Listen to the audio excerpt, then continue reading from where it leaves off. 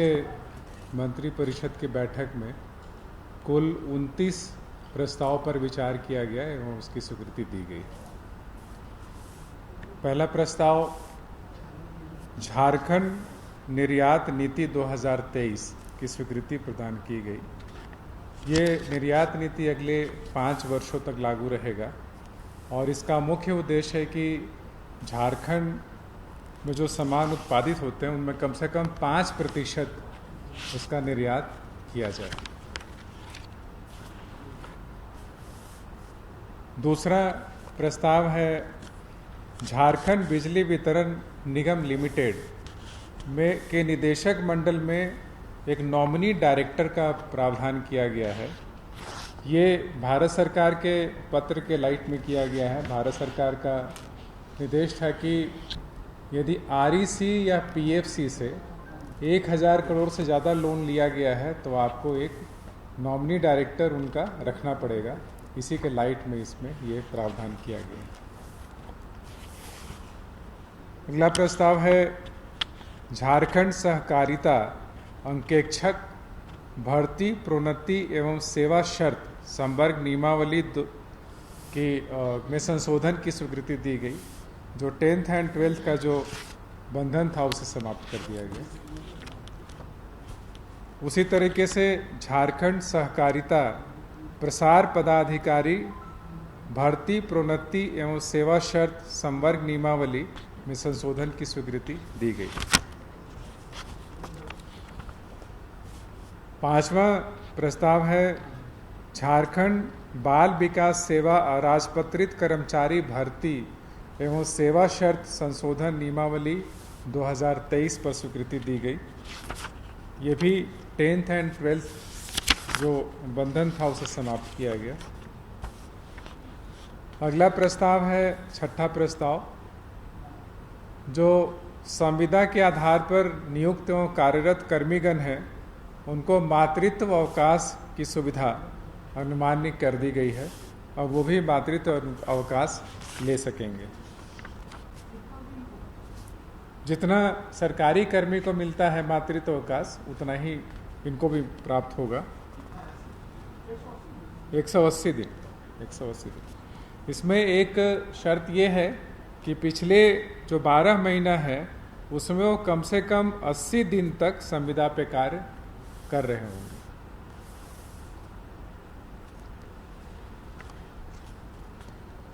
सातवां प्रस्ताव है पुरानी पेंशन योजना का चयन करने के पश्चात पुरानी पेंशन का लाभ प्राप्त करने की प्रक्रिया के संबंध में दिशा निर्देश।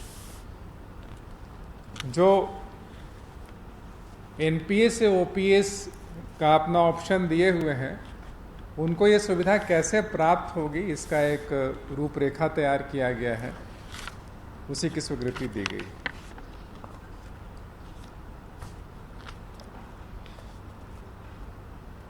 आठवां प्रस्ताव है वित्त विभाग झारखंड सरकार के अंतर्गत अनियमित रूप से नियुक्त एवं कार्यरत कर्मियों का सेवा नियमितीकरण। ऐसे 29 लोग हैं जो कि विभिन्न कोषागार में, GPF कार्यालय में या जो मुख्यालय स्तर पर कार्यरत हैं उनकी सेवा नियमित कर दी गई।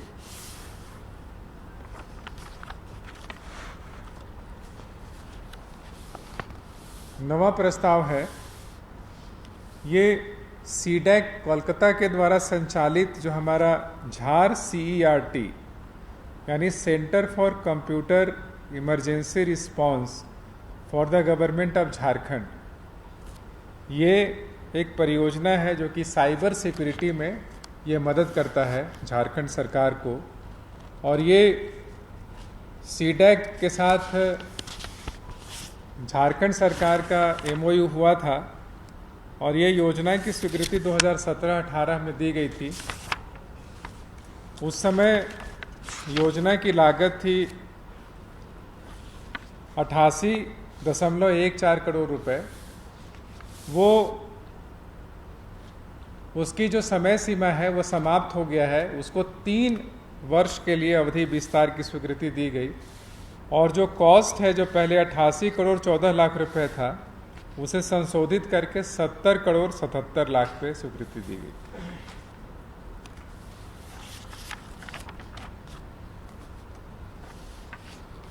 दसवां प्रस्ताव है, ये राज्य कर्मियों और सेवानिवृत्त कर्मियों को स्वास्थ्य बीमा योजना का लाभ प्रदान करने की स्वीकृति दी गई।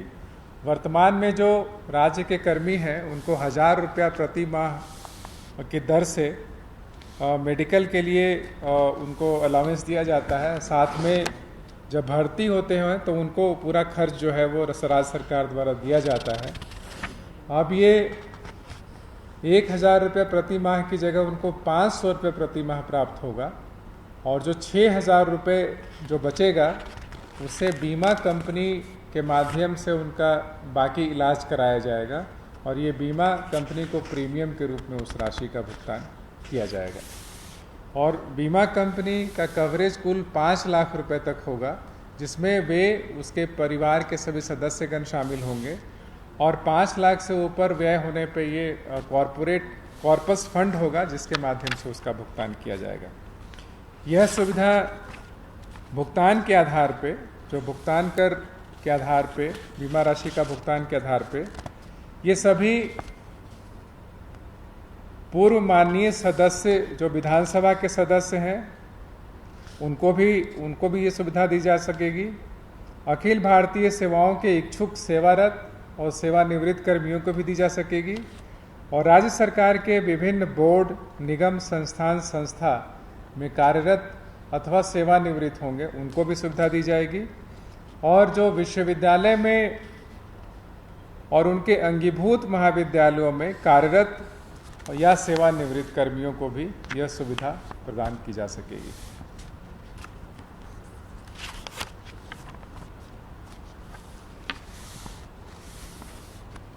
अगला प्रस्ताव है, जो हमारे आईटीआई संचालित हैं, पूरे राज्य भर में जो आईटीआई संचालित हैं, उसमें एडमिशन की जो प्रक्रिया है वो डायरेक्टर जनरल ऑफ ट्रेनिंग, जो नई दिल्ली द्वारा निर्धारित शैक्षणिक योग्यता है और जिसके आधार पे प्राप्तांक के आधार पे एक मेघा सूची तैयार करने के अनुसार ही उम्मीदवारों का सेंट्रलाइज्ड ऑनलाइन एडमिशन, जो ऑनलाइन पोर्टल है झारखंड सरकार का, झारखंड.gov.in, उसमें iti.jharkhand.gov.in पे अप्लाई करेंगे, और उसी पे मेघा सूची के आधार पे इनको ऑनलाइन जो काउंसलिंग होता है वो करके और एडमिशन दिया जाएगा।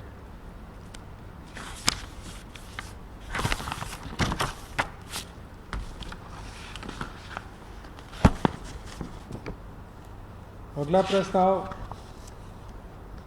ज्ञानोदय योजना अंतर्गत राज्य के सरकारी विद्यालयों के लिए सुनो बच्चों, आदिवासी संघर्ष के नायक शिबू सोरेन की गाथा, पहला किताब, और दूसरा दिशोम गुरु शिबू सोरेन, और तीसरा पुस्तक है ट्राइबल हीरो शिबू सोरेन। ये 3 पुस्तकें का क्रय करना, और ये विभिन्न विद्यालयों में इसको प्रचारित किया जाएगा, भेजा जाएगा इनको वहाँ के लाइब्रेरी में रखने के लिए, ताकि बच्चे इस पुस्तक को पढ़ सकें।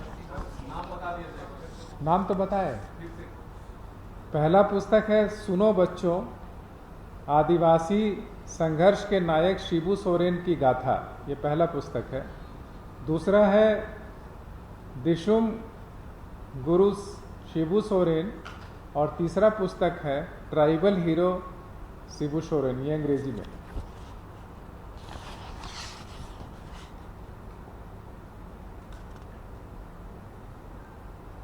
जो पहला पुस्तक है वो जो चित्र वाला होता है, वो चित्र वाली पुस्तक है, वो सभी प्राथमिक और उच्च प्राथमिक विद्यालय में दिया जाएगा, और दूसरा और तीसरा पुस्तक जो है वो हाई स्कूल में भेजने का स्वीकृति का प्रोविजन।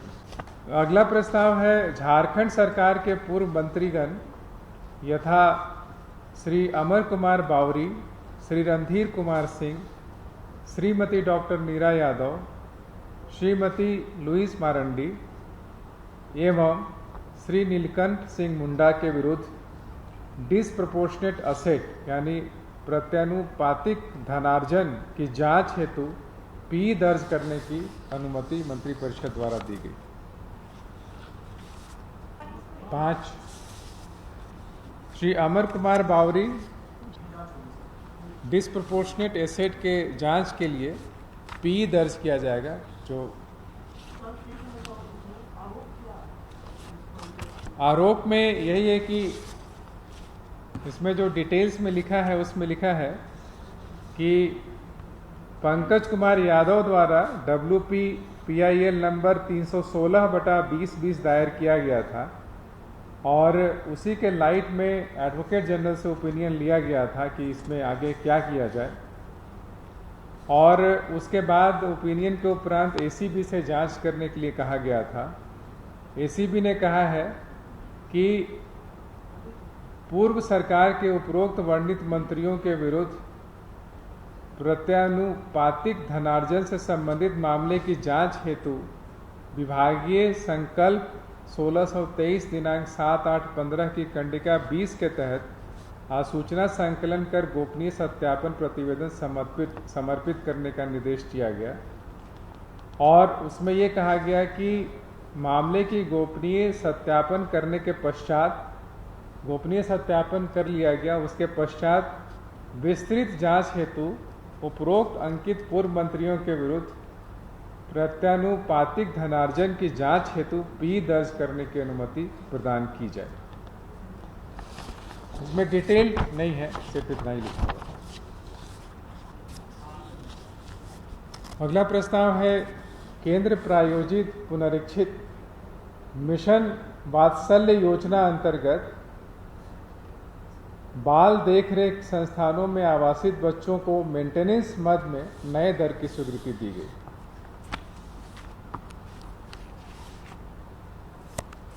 अगला प्रस्ताव है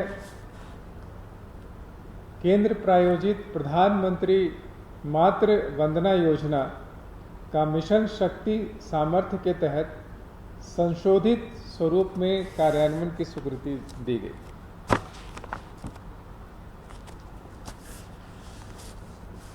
अगला प्रस्ताव है केंद्र प्रायोजित मिशन सक्षम आंगनवाड़ी एवं पोषण 2.0 के तहत संचालित आंगनवाड़ी सेवाएं अंतर्गत विभिन्न मदों के कार्यान्वयन संबंधी मार्गदर्शिका एवं कार्यान्वयन दर में संशोधन की स्वीकृति। पुरानी योजना चल रही थी, भारत सरकार ने गाइडलाइंस 22 में रिवाइज किया, उसी के लाइट में सारा रिवाइज गाइडलाइंस जारी हुआ है।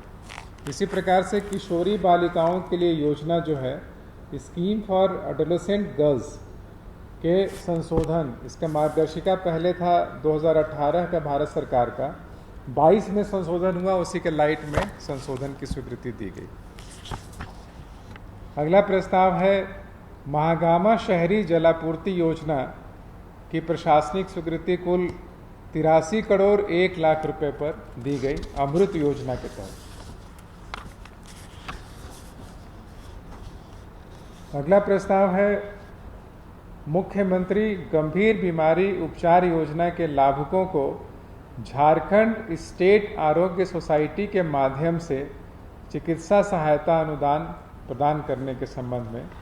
अभी तक जो मुख्यमंत्री गंभीर बीमारी योजना का उपचार है वो स्वीकृति राज्य सरकार और विभाग द्वारा दिया जाता रहा है। 5-10 लाख तक विभाग को शक्तियां हैं, 10 लाख से ऊपर कैबिनेट में सैंक्शन के लिए जाता था। उसी को चेंज करके अब ये हुआ कि जो आयुष्मान भारत है उसी के तर्ज पे सुविधा सभी लोगों को दी जाएगी।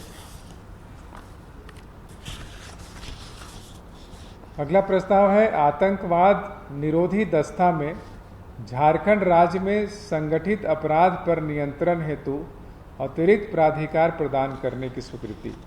यानी जो आतंकवाद विरोधी जो दस्ता गठित है राज्य स्तर पे और जिला स्तर पे जो कार्यरत है, उसमें संगठित अपराध को भी शामिल करने का निर्णय लिया गया। ऑर्गेनाइज क्राइम को भी आतंकवादी जो दस्ता है उसका वो लोग काम करेंगे। अगला प्रस्ताव है रांची में नवगठित अतिरिक्त मोटर वाहन दुर्घटना दावा न्यायाधिकरण के लिए जिला न्यायाधीश स्तर के पीठासीन पदाधिकारी के एक पद का सृजन की स्वीकृति दी गई।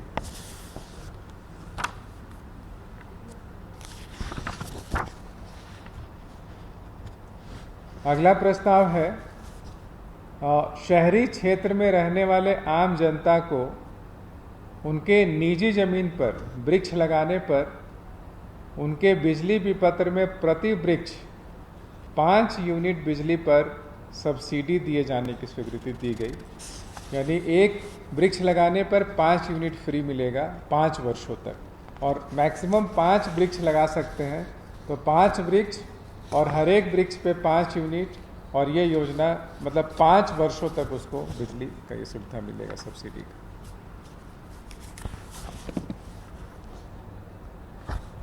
अगला है झारखंड औद्योगिक क्षेत्र विकास प्राधिकार विनियम 2016 में संशोधित 5 वर्षों में 10 बराबर किस्तों में भूमि मूल्य भुगतान करने का स्वीकृति दिया गया।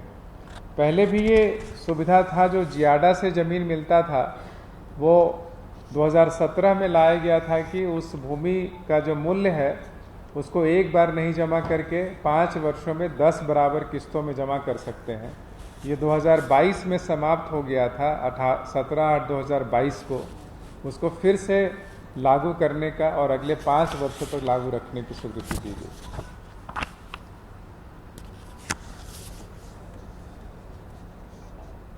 अगला प्रस्ताव है जल संसाधन, नदी विकास और गंगा संरक्षण विभाग, जल शक्ति मंत्रालय भारत सरकार द्वारा प्राप्त सुझाव एवं रूपरेखा के तहत राज्य के जल संसाधन से संबंधित आंकड़ों के समन्वयन, संग्रहण, प्रसारण तथा राज्य अंतर्गत सभी विभागों के जलीय आंकड़ों को एक मंच पर लाने हेतु एक समर्पित संगठन के रूप में झारखंड राज्य अंतर्गत स्टेट वाटर इंफॉर्मेटिक्स सेंटर स्थापित करने की स्वीकृति दी गई।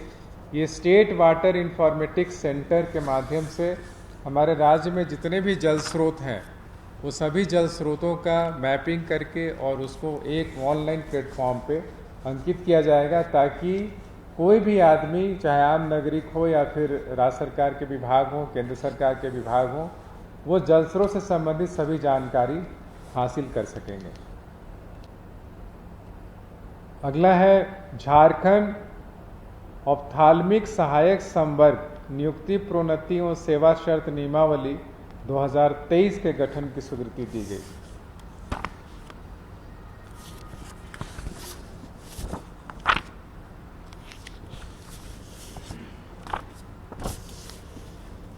अगला प्रस्ताव है झारखंड माल और सेवा कर संशोधन विधेयक 2023 को झारखंड विधानसभा के मानसून सत्र में पुनर्स्थापित करने पर मंत्रिपरिषद की स्वीकृति दी गई।